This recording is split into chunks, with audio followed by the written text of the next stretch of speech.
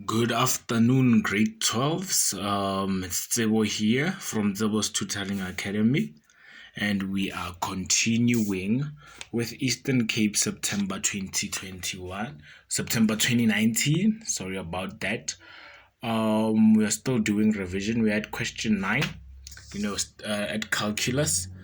So, jumping right into it, let's just go straight into the video. But before we go into it, please don't forget to like and subscribe, and tell your friends that we are revising this side. This is actually the second last question for this series, but then let's jump right into it. We have question 9, and it reads: the diagram below shows the graph of y equals to g prime x, where g of x is equals to just the standard cubic equation. Then the graph g of x, or g prime x, cuts the y-axis at 0 and 1, as we can see there, and the x-axis at -1/3 and 0 and 1 and 0. Okay, let's go straight to 9.1. So they say write down the coordinates, or the x coordinates of the stationary points. Okay, so first of all, with that one, if we were given a g prime x, a g of x equation in this form, for us to find the stationary points, what we would just do is go for g prime x, so the first derivative, and equate it to 0. That's where we find the stationary points, or as you can identify it by another name, which is the turning points, right? It's the very same thing, just two different notions or words there. Okay, so the graph that we have been given here is a g prime x graph, right? So already we have one step. We just have to look for points on this g prime x graph where the y values are 0. And as you can guess it, that the for y values to be 0, that's wherever we have our x-intercepts. So it's just easily, at your x-intercept of this graph of y equals to g prime x, that's where we have our y values to be equals to 0, right? This, which is what we want. Basically, g prime x is equals to 0, right here at the x-axis. So the answers will easily be -1/3, and x is equals to 1. I hope that makes enough sense. So 9.2 says determine the x coordinate of the point of inflection of g. So again, I'm going to refer to the standard cubic equation. So if we were given if we were given the original g of x equation, for us to find the point of inflection, right? For us to find the point of inflection, we would easily just have to take the second derivative and equate it to 0, right? But then what we have here is the graph of the first derivative, right, of g prime x, and then we do not really have the formula. If we had the formula, we would derive this g prime x, but then we do not have it. The thing about the point of inflection, well, to know, is that it is right in between your stationary points, or as you know them as turning points. So the easiest way is to get your point of inflection is to just take your x coordinate of your turning point, the x coordinate of the turning point, and add it to the x coordinate of the other turning point, and divide them by 2, right? So our first stationary point is minus 1 over 3. And we add it with 1. And whatever we get, we divide by 2, right? So from here, we just punch everything into the calculator the way it is and just see how everything ends up. So we'll have minus 1 over 3 plus 1 divide by 2, right? And then our point of inflection will just be x is equals to 1 over 3. Hope that makes sense again. And then we go to 9.3 now. And at 9.3, they say determine the values of x for which g now, which is the original graph, is an increasing function. So g of x has been given to us in this form: ax cubed plus bx squared plus cx plus d.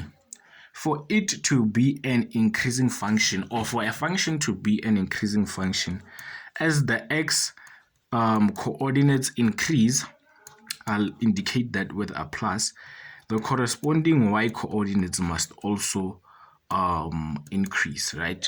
So whenever you have that, that is where you could say a function is increasing, right? So let's just jump right into it. We have been given g prime x, but then we are looking for the values of g of x, right? Just taking it from this now, from the g prime x that has been given to us, we can see that in this parabola, it's a parabola, right? So the value for a is a negative. Meaning now, if we were to go back to our original cubic graph, it would look something like this, right? That is where a is negative. And we would have our tuning points here. Yeah, we would have 1 this side and negative 1 over 3 on the other side, right? Okay. And then from there, this is, just take this as a graph. That's the whole graph, right? I've just explained from this graph. My y coordinates going from left to right, basically going there. As I'm increasing on my x-axis, my x coordinates are increasing, right? But then my y coordinates are decreasing until my turning point. And from my turning point, that's when I can see that my y values are increasing until this turning point. And then going from the other turning point, my x values are decreasing. So between negative 1 over 3 and 1, that's where my g of x is an increasing function, simply because as my x coordinates are increasing going to the right, my y coordinates are also increasing. So your answer will just simply be x must be between 1 and negative 1 over 3, right? Or another way to represent it, you can say x is an element of negative 1 over 3 until 1, right? And bear in mind that I'm using square brackets because these values are actually included, right? So we are moving on to 9.4, and it says the following: determine the equation of g prime x in the form g prime x is equals to px squared plus qx plus r, right? And as we have identified that this g prime x graph is actually a parabola, and we have our x-intercepts, and if you can remember that whenever we have intercepts and we are looking to find the equation of a parabola, what we do is simply use this equation of y is equals to a, then x minus x1, x minus x2, right? Because, yeah, let me just talk about it. Basically, your x1 and x2 are your x-intercepts. That's where you substitute your x-intercepts. So let us start with that. So we'll have y is equals to a x minus negative 1 over 3. That's the first x-intercept. And the second one will be x minus 1, right? So let's just fix and remove this double negative. So we'll have negative multiplied by negative will give us a positive. We have x plus 1 over 3 and x minus 1, right? Then what's short for us now to do is to just find the value for a. And for us to find a value for a, we just need to substitute a point which is on the graph. And the point that was given is 0 and 1, right? That's another point. That's the only point basically that was given apart from the x-intercepts. So we must substitute 0 and 1. So for our y value, we have 1. We have a here for x, we'll have 0 plus 1 over 3. And also for this other x value is 0 again. So we'll have 1 is equals to 1 over 3 multiplied by negative 1. And we are left with minus 1 over 3a. And divide by minus 1 over 3. That's how we isolate a. And what we do on the left, we must do on the right. So we have negative 1. No, we have 1 divided by negative 1 over 3. Which will be 1 multiplied by 3 over 1, negative 3 over 1. Therefore, a will be negative 3, right? So substituting it back, we'll just have y is equals to negative 3, x plus 1 over 3, and x plus 1. And what's left for us now is to just substitute, just work everything out so we can put it in its standard form. So we'll have x times x will give us x squared. X times negative 1 will give us negative x. 1 over 3 multiplied by x will be 1 over 3x. And then 1 over 3 times negative 1 will be negative 1 over 3, okay? Then we just have to distribute this negative 3. We'll have negative 3x squared. Minus, okay, let's start here. We have negative 1 plus 1 over 3, right? So we have minus 2 over 3. And minus 2 over 3 multiplied by negative 3, as we are distributing it, will just be 2. So plus 2x. And then negative 3 multiplied by negative 1 over 3. As you see, negative and negative will give us positive. The 3's will cancel and we just have 1, right? So after all those steps, you have found the equation of g prime x. Hope that makes sense. Let us move to the last one, which is 9.5, and it says, given that g of x plus 1 passes through 0 and 0, okay, and g prime x is equals to negative 3x squared plus 2x plus 1, which, you know, gives us an indication that our previous answer was correct. So given those conditions, we must show that g of x is equals to the following digits the way they are. Okay, so we have been given that g prime x is equals to minus 3x squared plus 2x plus 1. So I'll need you to listen to me very carefully on this one. We have been given at the beginning of the question g of x to be ax cubed plus bx squared plus cx plus d, right? And we have the derivative. So first step is for us to derive this g prime x the way it is. So we'll have g prime x is equals to 3ax squared plus 2bx plus c, right? So d, we take it as a value, and you know the derivative of the value is always 0. So this is our g prime x. So we did this so that we can have 2 g prime x's. And for us now, please stay with me here. We have negative 3, right? And here we have 3a. So we'll have 3a is equals to negative 3.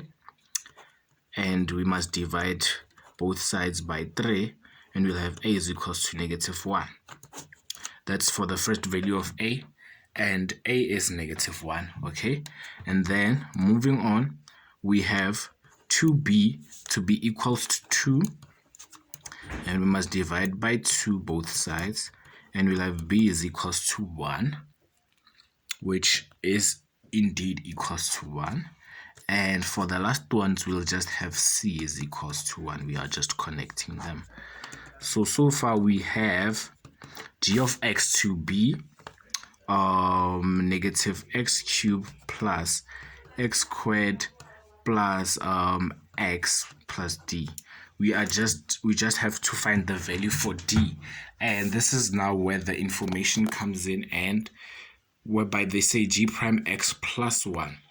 So g prime x plus 1 is basically the graph of g prime x being shifted 1 unit up, right? And it passes through 0 and 0. So if g prime x plus 1 passes through 0 and 0, this is g prime x plus 1, meaning g of x, being moved 1 unit upwards, will pass through 0 and 0. So if we go back to the original graph of g of x, we'll have to subtract 1. So g of x, and the plus 1 and minus 1 affects the y axis, right? Is a vertical movement. So g of x now, subtracting 1, we'll also have to subtract 1 on the y coordinates. So g of x will pass through 0 and -1. So from here now, we just have to substitute this point into g of x so that we find the last value for d. So we substitute 0 and -1, and we'll have -1 is equals to minus 0 cubed plus 0 squared plus 0 plus d. So if you noticed, everything on the right hand side will give us 0, and we'll be left with d, and on this side we'll have -1. Therefore d will be -1, and then from there you'll realize that you have found all your values and they are accurate. And that is it for today's lesson. That was calculus, was a bit, had to work it out a bit, but then with these things you just have to practice and practice as we are getting closer and closer to our final examinations. And please just tell your friends there that we are revising this side. We are revising maths paper 1, and we will also be revising accounting as well. So please, this is your plug for maths and accounting revision. Thank you. Let's see each other in another video. Don't forget to like, subscribe, and tell your friends. And thank you.